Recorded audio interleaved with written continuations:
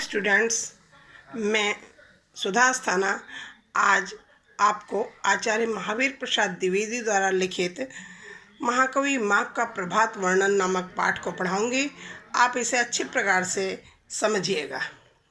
बच्चों, इसके पहले भी मैंने आपको बताया है कि ये पैराग्राफ आपको पेपर में आता है, उसके नीचे 5 क्वेश्चंस लिखे होते हैं।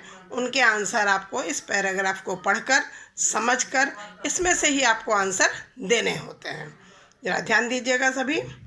अंधकार के विकट वैरी महाराज अंशुमाली अभी तक दिखाई भी नहीं दिए, तथापि उनके सारथी अरुण ही ने उनके अवतीर्ण होने के पहले ही थोड़े ही नहीं समस्त तिमिर का समूल नाश कर दिया। अब आप समझ लें, वेरी मीन्स दुश्मन, अंशुमाली यानी भगवान सूर्य के लिए कहा गया है। आगे देखिए आप, अवतीर्ण माने उतरना, तिमिर मीन्स अंधकार, समूल मीन्स जड़ सहित पूरा नष्ट करना। बात यह है कि जो प्रतापी पुरुष अपने तेज से अपने शत्रुओं का पराभय करने की शक्ति रखते हैं, उनके अग्रगामी सेवक भी कम पराक्रमी नहीं होते। अब आप देखेंगे यहाँ पर पराभव मीन्स परास्त करना, अग्रगामी माने आगे चलने वाले।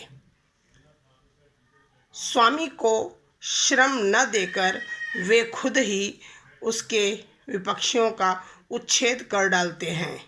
अब यहाँ भी देखिए, विपक्षियों में दुश्मनों का उच्छेद कर डालते हैं, यानी उन्हें परास्त कर डालते हैं।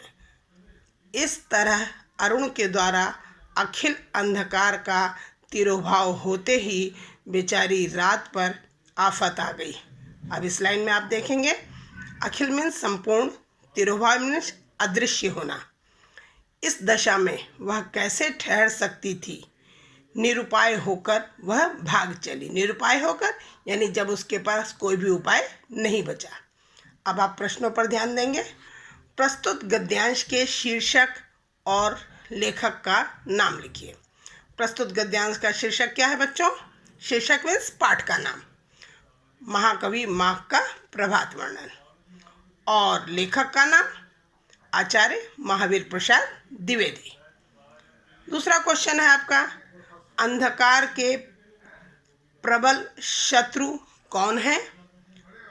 सूर्य के उदित होने से पूर्व आकाश का वर्णन कीजिए।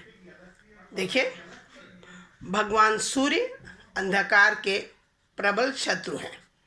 अंधकार का विनाश करने वाले भगवान सूर्य के उदित होने से पूर्व ही आकाश में चारों ओर लालिमा छा गई। सूर्योदय से पूर्व ही उनके सारथी अरुण ने, भगवान सूर्य के सारथी का नाम क्या था? अरुण। अरुण ने उपस्थित होकर जगत के संपूर्ण अंधकार को समाप्त कर दिया, अर्थात अरुण ने संपूर्ण अंधकार को जड़ सहित उखाड़ फेंका। अगला क्वेश्चन है आपका, रेखांकित अंश की व्याख्या कीजिए।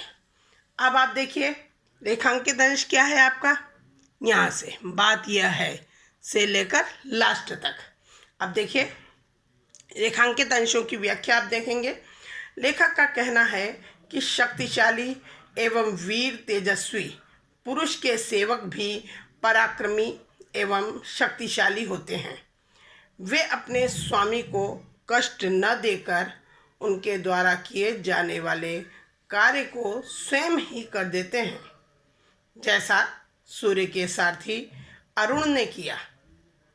अरुण ने क्या किया कि सूर्य को कष्ट नहीं दिया, बल्कि स्वयं ही विपक्षियों का नाश कर दिया। अंधकार के पराजित होते ही असहाय रात्रि पर विपत्ति आ गई, यानी अंधकार समाप्त हुआ। जब अंधकार समाप्त हुआ तो क्या हुआ? रात्रि समाप्त हो गई, और वह कोई उपाय न सूझने पर एक पल भी न ठहर सकी और वहाँ से भाग खड़ी हुई, यानी रात्रि का नाश हो गया। अगला क्वेश्चन देखेंगे, निरुपाय होकर वह भाग चली, पंक्ति का आशय स्पष्ट कीजिए। अब देखिए आप, निरुपाय होकर वह भाग चली।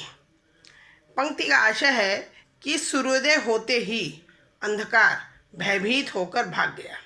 रात्रि समाप्त हो गई। चारों ओर प्रातःकालीन सौंदर्य फैल रहा है।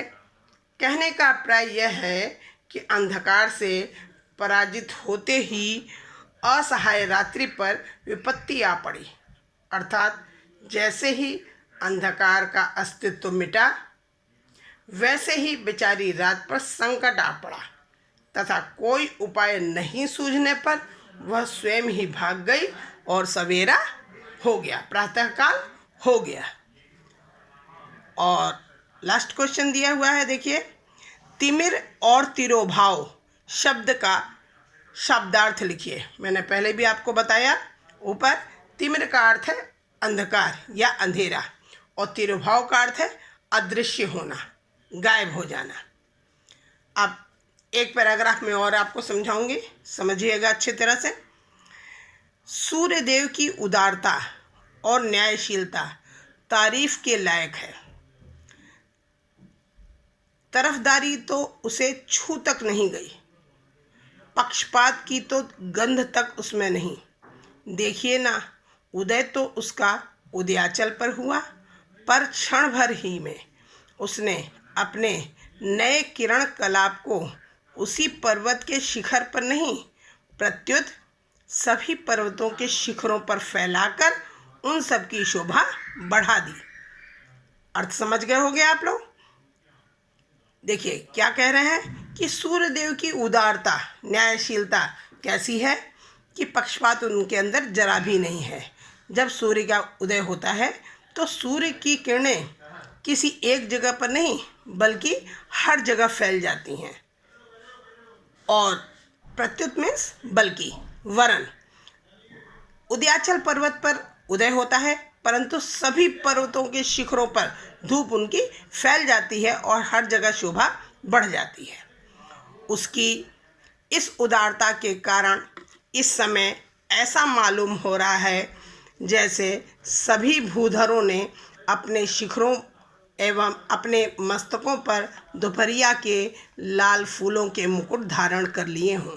क्या कह रहे हैं कि जब सूर्य की किरणें चारों ओर फैल गईं, सभी पर्वतों के शिखरों पर फैल गईं, भूधर मीन्स पर्वत, तो पर्वतों के मस्तकों पर जो पीली और सुबह प्रातःकालीन धूप फैली हुई है, तो ऐसा लगता है कि सभी पर्वतों के मुकुट सभी पर्वतों ने पहन लिया हो। इस प्रकार का वर्णन वहाँ पर उपस्थित हो गया है।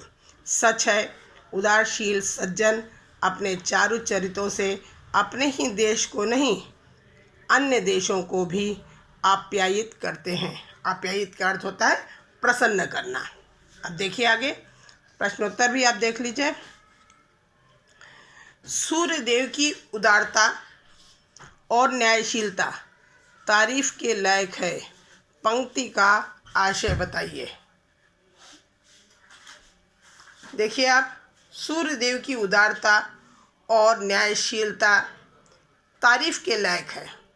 इस पंक्ति का आशय है कि सूर्यदेव उदार एवं न्यायप्रिय हैं, जो सभी के प्रति समान भावना रखते हैं। कहने का अभिप्राय यह है कि सूर्यदेव अपनी किरणों से सभी पर्वतों और सभी दिशाओं को समान रूप से आलोकित करते हैं। दूसरा प्रश्न देखिए, सूर्यदेव के पक्षपात रहित भाव का वर्णन कीजिए। देखिए आप, सूर्यदेव किसी के भी साथ पक्षपात नहीं करते। वे सभी पर्वतों एवं सभी दिशाओं को समान दृष्टि से देखते हैं और सभी को समान रूप से आलोकित भी करते हैं। अगला है, रेखांकित अंश की व्याख्या कीजिए। रेखांकित अंश उसकी इस उदारता से लेकर लास्ट तक। ध्यान दीजिए आप, प्रातःकाल के समय जब सूर्य की लाल किरणें समस्त पर्वतों पर पड़ती हैं तो ऐसा प्रतीत होता है जैसे पर्वतों ने दोपहर के पुष्पों के समान लाल रंग के मुकुट को अपने अपने सिर पर धारण कर लिया हो। सूर्यदेव के उदार स्वभाव के जैसे ही उदार वृत्ति वाले सज्जन भी अपनी योग्यता, सच्चरित्रता एवं शक्तियों से सभी प्राणियों का समान भाव से कल्याण करते हैं। उनके लिए सारा विश्व ही एक परिवार के समान होता है। वे सबका हित साधन करते हैं। वे अपने आचरण से केवल अपनी ही जन्मभूमि को नहीं बल्कि दूसरे देशों को भी लाभ पहुंचाते हैं। हर जगह सूर्य की किरणें हर जगह पहुंचती हैं। ऐसा नहीं है कि हमारे देश में ही सूर्य की किरणें हैं। हर जगह सूर्य उसी तरह से अपनी किरणों को फैलाता है, हर जगह प्रकाश फैलाता है। वे किसी भी प्रकार का भेदभाव या पक्षपात नहीं करते।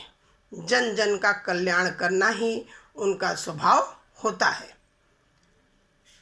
फोर्थ क्वेश्चन है आपका, सूर्यदेव की उदारता के माध्यम से लेखक किसका वर्णन कर रहा है? अब आप देखिए, सूर्यदेव की उदारता के माध्यम से लेखक सज्जन व्यक्तियों का वर्णन कर रहा है।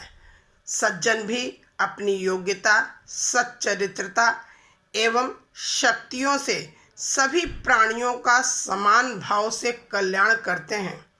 जन जन का कल्याण करना ही उनका स्वभाव होता है। वे अपने आचरण से केवल अपनी ही जन्मभूमि की नहीं बल्कि दूसरे देशों को भी समान रूप से लाभ पहुंचाते हैं। और लास्ट क्वेश्चन है, आप्यायित शब्द का अर्थ बताइए। पहले भी मैंने आपको बताया, आप्यायित का अर्थ होता है प्रसन्न करना, तृप्ति या प्रसन्न करना या प्रसन्नता का भाव। आपको उम्मीद है दोनों पैराग्राफ अच्छी तरह समझ में आ गए होंगे। अगर ना समझ में आए हों तो फिर से आप मुझसे पूछ सकते हैं।